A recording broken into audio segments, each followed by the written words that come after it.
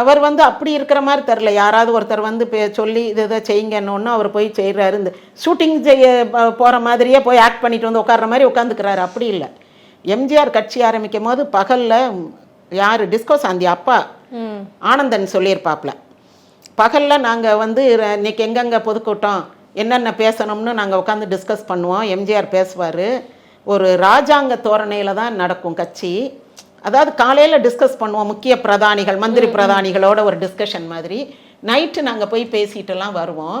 மறுநாள் வந்து கூட்டத்தில் என்ன நடந்துச்சு, யார் யார் சப்போர்ட்டிவாக இருக்காங்க, திமுககாரங்க என்ன எதிர்ப்பு தெரிவித்தாங்க, அதுக்கு நம்ம எப்படி பதிலடி கொடுக்குறதுன்றது மறுநாள் டிஸ்கஷன் நடக்கும். அதே இடத்துல நாங்கள் வந்து ரிப்போர்ட் பண்ணணும், ஒர்க் ரிப்போர்ட் கொடுக்குற மாதிரி. இப்படி அப்படி ஒரு அரசாங்கம் மாதிரி தான் எம்ஜிஆர் சத்யா ஸ்டுடியோவில் நடத்தினார்.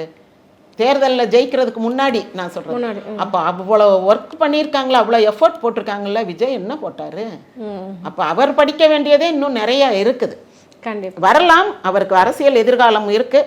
ஆனால் அதை இப்போ வந்து நம்ம முன்கூட்டி சொல்ல முடியாது. ஏன்னா நமக்கு தோல்வி, விஜயகாந்த் தோல்வி அடைந்ததை தான் பார்த்துருக்கோம். ஆமாம், இதே மாதிரி பெரிய செல்வாக்கோடு வந்து விஜயகாந்த் கட்சி இப்போ ஒரு கூட்டணி கட்சி ஆயிடுச்சு. இல்லைன்னா அது ஆளுங்கட்சியாக வந்திருக்க வேண்டியது. அதனால காலம் பதில் சொல்லும். இன்னும் அதுக்கான முயற்சிகள் நிறைய எடுக்கணும். விஜய் வந்து அதில் 10% கூட முயற்சி எடுக்கலை.